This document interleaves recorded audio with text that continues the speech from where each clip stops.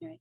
Hey guys, and welcome back to my channel. And it's time for another conversation with another amazing mom. Stay tuned.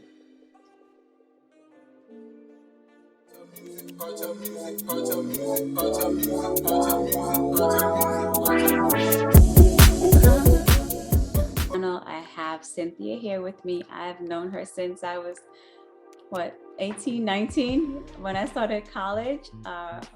She works at the college I attended, and I just want to thank you, Cynthia, for just taking this opportunity to share your story, your journey as a parent with us as well. So welcome. Thank you. Thanks. Welcome. So we can get to know you a little bit better. Just tell us, of course, we got your name is Cynthia, but your age. You don't have to give your exact age if you don't like. You can give a range and your status and how many kids you have, if any. Sure. So I'm Cynthia, and I am approaching 50. Believe it or not, it's fabulous. Not too far, but we're getting close. And I'm married, and I have one child, a son. His name is Ethan, and he's 13.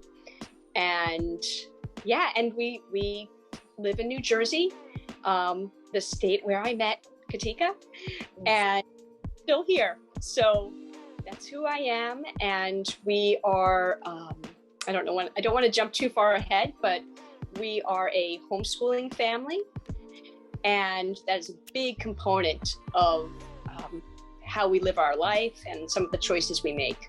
Oh, awesome. And that's a great point that you brought up, just homeschooling. But before we get to the homeschooling piece and that journey of where you are, let's start at the beginning. Like, what was that feeling like when you found out that you were expecting? Okay. It's almost hard to put to words because your life takes on, even at that point, before the child is born, well before the child is born, it takes on this new purpose, unlike any other purpose you had for living, for working, for doing anything. And so I feel like, for sure, I and my husband felt this in a similar way, transitioning to something more meaningful than things we had done before, naturally, and that there was a connection to our God in a different way that, we hadn't experienced yet. So very early on, there was this sense of things will be very different, and they should be. And though it won't always be easy, right, this will be an journey. Absolutely. Awesome. And then when you're thinking about like having that child and preparing for that, of course, we, definitely trusting God and knowing that it's going to be an amazing journey. Is there anything when you think about when growing up that your parents did? And I had the pleasure of meeting your mom because she was actually one of my professors.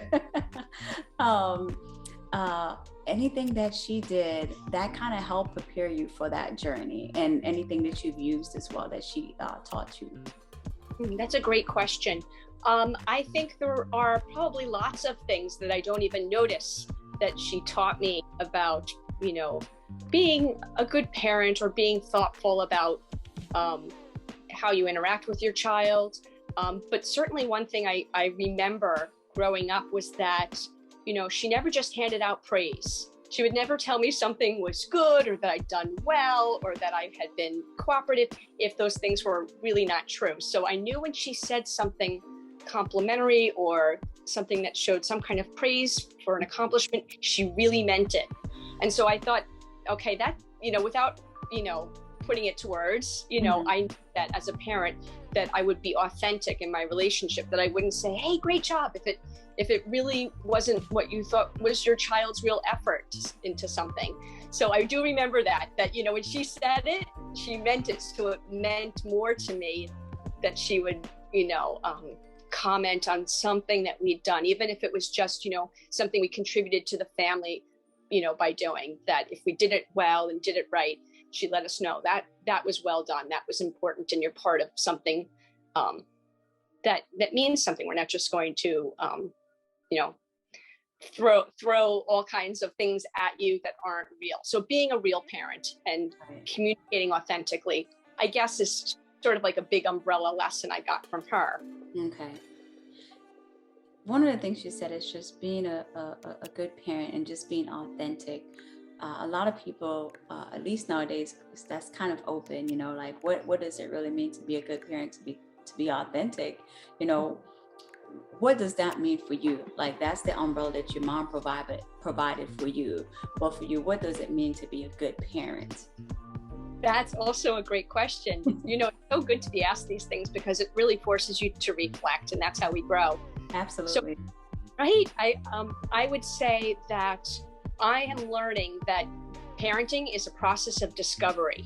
We can decide, oh, I've heard this and it sounds great, but until you apply some of those principles or try certain approaches to different parts of your parenting experience, until you apply it, you don't know if it's right for your child or right for you. So I'm learning patience with my child, patience with myself as we discover what really works. I think that's a key word, patience. I've been tested on that very much so, not just for myself, but for a child, especially having a teenager. As you know, you have a 13-year-old, I have a 14-year-old and a 1-year-old too. But at this age, being a teenager, it requires a lot of patience. It's a new discovery, a new time for them as well. So being able to look at what you was provided or something that you were taught and may not necessarily apply. You may have to make some adjustments. So that's really a good point as well. And is there anything, kind of speaking on that you have done as a parent that you're like, man, I probably would have done that differently? That's all good question. Things maybe I needed to think about more too. Certainly, having certain expectations that were not appropriate for what stage he was in. Just answering something with a simple no without really exploring why I'm saying no and not considering an alternative. Losing one's temper. That's something that, early on, I think I probably did, too often. And so managing my own emotions is something that I've had to in dealing with the parenting, because it's an emotional experience, right? It's an intellectual experience, but it's so emotional, especially as we're talking about, having a teenager now and understanding you're showing this young person this respect as they, grow towards adulthood and need that autonomy. So it's emotional. So managing emotions, and being more patient, not being so quick to say no, exploring what might be a better response. That takes lots of self-awareness. Yes, self-awareness is key, and just really being, just being patient. But I think you said a couple of key things, and that's something I had to work on too. We're so quick to say no that we never provide. Well, at least I know I didn't. I was always, Haley was like, Mom, you are always like yelling or something. It's just like, because you go through, it's like, no, because I said it, I'm the mom. Like, that's it. There's no question about it. Let's just leave it at that. And you realize, they don't understand your perspective, where you're coming from. So with just a no or maybe, here's the explanation, here's the why. It would help them to understand your reasoning for saying no, and really being able to give them that opportunity to voice their opinion as well. Because sometimes what we do is kind of shut them down when we say no, or just kind of push them to the side. So I like that. That was really good. What's one of the hardest things about raising a kid? Like in today's world, think about, you said you're close to 50, think about seeing other younger parents or even older parents. Is there anything you can say, well, in today's world, it's a lot different, it's a lot harder maybe from before, or do you think it's pretty much the same?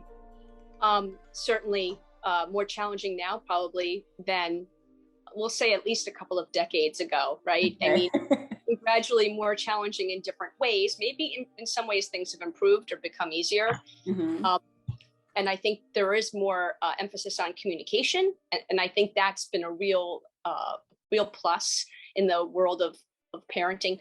But I do feel like exposure to ideas or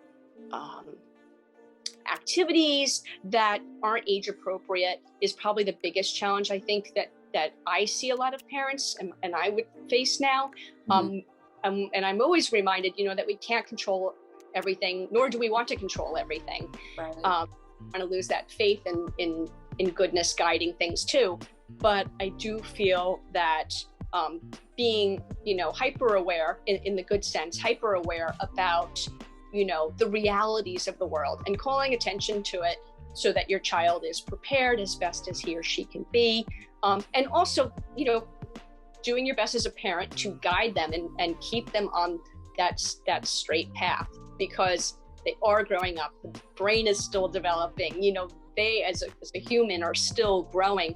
So they need that guidance. They need that positive, supportive, but also really wise, significant adult in their life guiding them. So I feel we have a real responsibility to keep an eye out for things that through our own life experiences, we see, and have such, unfortunately, lifelong impact if you make certain choices. So again, we can't control everything, but I feel like that real attention, a real awareness of certain things, not ignoring the impact, the very real impact things can have on our children, and bring it to their attention in an appropriate way. I agree. I definitely agree. Just some of those same things. Everything I feel like is at their fingertip to some extent, and sometimes it may not necessarily be appropriate for them as well. And that's where, at least I know for me, we in our household really monitor, even though she's 14, how much time she spends on her electronics, what she has access to. And not because sometimes it's age appropriate or not, it can also mean they're not necessarily mature or ready for that as well too. So just being able to speak to that, and that's one of the things we mentioned to Haley. Everything you do is an audition, right, for the next stage. Like once you turn 15 and 16, you have to show that you are capable and ready and mature. And like you said too, their brain is still developing, so they're not going to make all the right decisions. They still are going to do some things that are questionable, but that's our duty as parents, are to help them grow and get through those journeys.